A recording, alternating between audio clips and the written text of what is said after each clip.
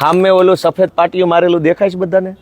આ નજીકમાં હાવ એ મુખ્યમંત્રીની ઓફિસ છે. ત્યાં પાછળ ઓલા કાચ દેખાય છે, પડદા જેવું દેખાય છે, ત્યાં અંદર જ એ બેહે છે. બહુ મોટી ઓફિસ છે, એમાં બધા મંત્રી બેહે. આખું નાનું બિલ્ડિંગ છે ને એમાં, અને આમાંય થોડાક બેહે. આંકોરે નાનું બિલ્ડિંગ છે, પછી આ મોટું છે બે બાજુ. મોટામાં બધા સચિવ બેહે, તમામ પ્રકારના સચિવો હોય. એક આખું આમ રેલગાડી ભરાય એટલા સચિવો હશે અહીંયા. કામ શું કરે છે તમે જાણો, આપણે વખાણ કરવી ભૂંડા લાગવી, પબ્લિક જ એના વખાણ કરે કે શું કામ કરે છે. આવા 14 બિલ્ડિંગો છે. આવા આ દેખાય ને, જો આની અંદર 12 લખેલા છે. આવડું આ લગભગ 5 નંબર કે 4 નંબરનું. આવા 14 બિલ્ડિંગો ચારો તરફ છે.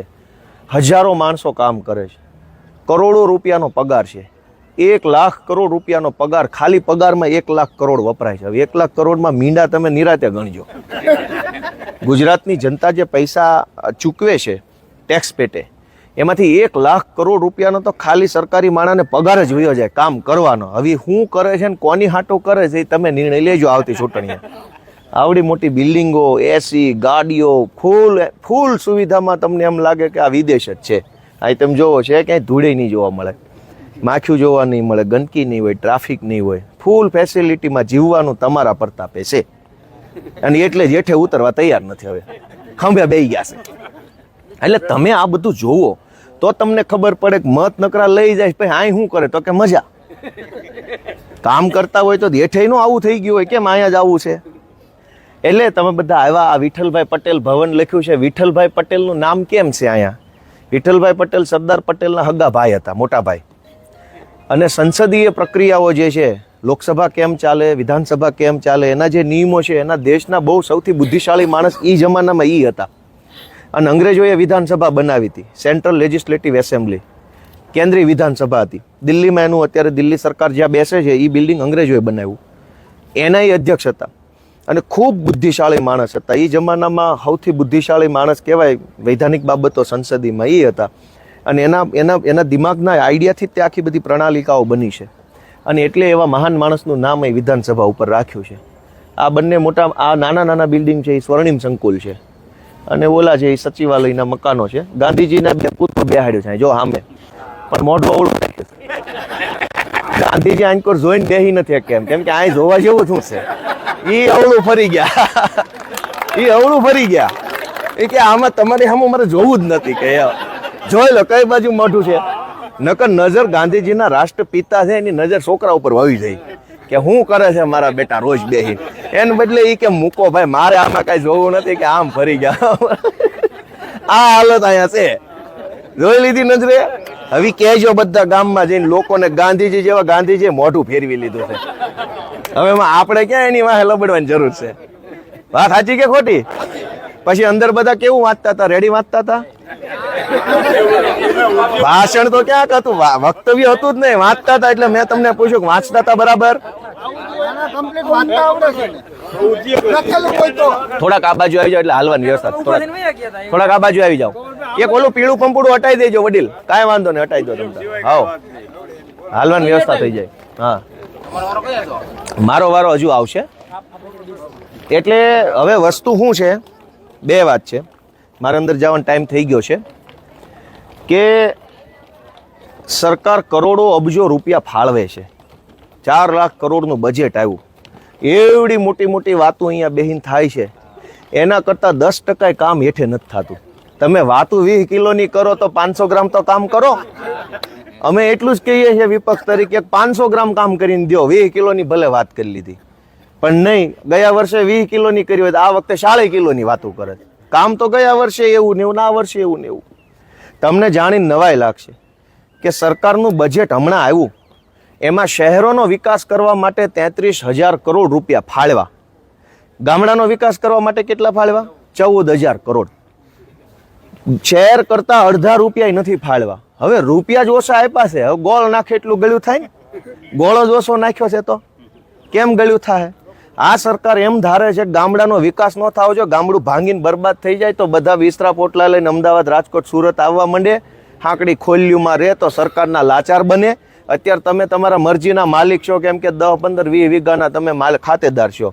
એટલે તમે આમ તમારું બિંદાસ છે કે ભાઈ આપણે કોઈના ઓશિયાળા નથી, અમારું ખેતર છે, મહેનત કરીને ખાવું છે, કોઈની ઓશિયાળી કરવી નથી.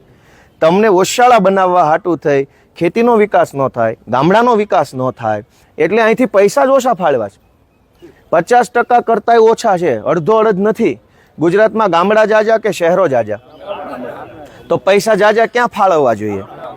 હવે પૈસા ફાળવા જ નથી, એટલે ગામડામાં રોડ નહીં બને, દવાખાનામાં ડોક્ટર નહીં આવે, શાળામાં શિક્ષક નહીં આવે, બસ નહીં આવે, નાળા નહીં થાય, પૂર સંરક્ષણ દિવાલું નહીં થાય, ખેતરના કેળા નહીં, કેમ કે પૈસા જ ન થાય. પા તમે કહો ધારાસભ્યોને, જે તે વિસ્તારના લોકો ભાજપનો હશે કોઈ વતાવશે ને મૂકો ને, એનું ક્યાં મોઢું વતાવવું? કોઈ મારી જેવો વિપક્ષનો હશે 4 ફોન કરશો લાગણીથી, તમને એમ લાગે કઈ એકાય એવો જવાન છે, પણ તમને એ ખબર છે કે રૂપિયા જ ન થાય. પા કામ કેમ થાય?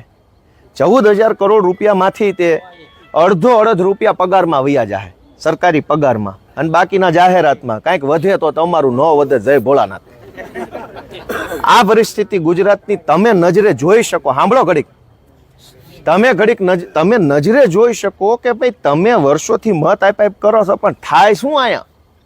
એટલે મેં તમારા બધાના આશીર્વાદથી આ બધું છે, નકર અહીંયા અમને કોઈ ગરવાય ન દે. નીકળો એમ જ કે સીધા, જ્યાં હોય ને બધે ઊભા છે, નહીં ઘૂસવા દેવા માટે. સામાન્ય માણસ જોઈએ જ નહીં, આ વીઆઈપી હોય તો ચાલે. પણ તમારા હાથમાં એ તાકાત છે કે તમે જેનું બટન દબાવો ની માણા આમ ઠપ ઠપ ઠપ કરતો વયો જાય, કોઈ રોકી ન શકે. અહીંયા અંદરે વયો જાય ને બારી આવી કે. એટલે હવે તમારે અહીંથી જવાનું છે જમવા. અહીં ગાર્ડનમાં ફરવું હોય ફરી શકો છો, અને હું તો કહું છું ફરો, થોડો કાંટો મારો, જોવો, આમ તમને એમ લાગશે કે આ વિદેશ જ છે. સુવિધામાં કાંઈ અહીં ઓછું નહીં હોય. ઝાડવા એવા છે જેના આપણને નામ ન ફાવે, એવા તો લઈ આવ્યા ઝાડવા. આકાર તમે જોવો તો આમ સરસ મજાનો આકાર, ફૂલડા ના તે બધું જ હોય છે, બરાબર છે. એટલે તમે અહીંથી જોશો, પછી બસ બોલાવી જમવા જઈ અને તમે જમી લેશો. લગભગ કલાક હવા કલાક થાય, જમીન કદાચ કલાક આરામ કરવો હોય તો થોડોક આરામ કરો, પછી હું તમને ઘર જોવા લઈ જઈશ. ત્યાં આપણે જઈ ત્યારે તાલુકા પંચાયતની સીટ વાઇઝ ઉપર જાઉં. પહેલા માળે મારું ઘર છે, એટલે પગથિયા ચડીને જાશું. બધા એક હામટા નાના ઘરમાં હમાહે નહીં, તો એક આરે એક તાલુકા સીટ ના જાય તો હું તમને બતાવી એકક તમારા પ્રતાપે હું મળ્યું છે, અને તમે જ્યાં સુધી મત દેવો ત્યાં સુધી મળશે. તમે તાળું મારી દો ને અમને કાઢી મૂકશે કે હાલો નીકળો, વાત પૂરી થઈ ગઈ હવે. એટલે પણ મારું એટલું જ કહેવાનું છે કે તમારા પ્રતાપે, પબ્લિકના પ્રતાપે જનતાએ કેટલો પરસેવો રેડે છે ને, ત્યારે આ લોકો અહીં કેવી મજા કરે છે. અને ઊભા થઈને કોઈ કામની વાત ક્યાંય પબ્લિકનું આવતું નથી. માત્ર મોદીના વખાણ, માત્ર અમિત શાહના, હર્ષ સંઘવીના, જે ઊભો થાય ને વખાણ કરે છે. જે ઊભો થાય ને નકરું. અરે પણ 10 મિનિટ ખાલી માનની ભૂપેન્દ્રભાઈ પાછા એને મૃદુ બોલતાય નથી આવતું, મુર્દું કરે. અડધાને તો મૃદુ એટલે કોમળ, એને મૃદુ બોલતા કે મુર્દુ મુખ્યમંત્રી. આવ હાવ બધું જય ભોળાનાથ હાલે.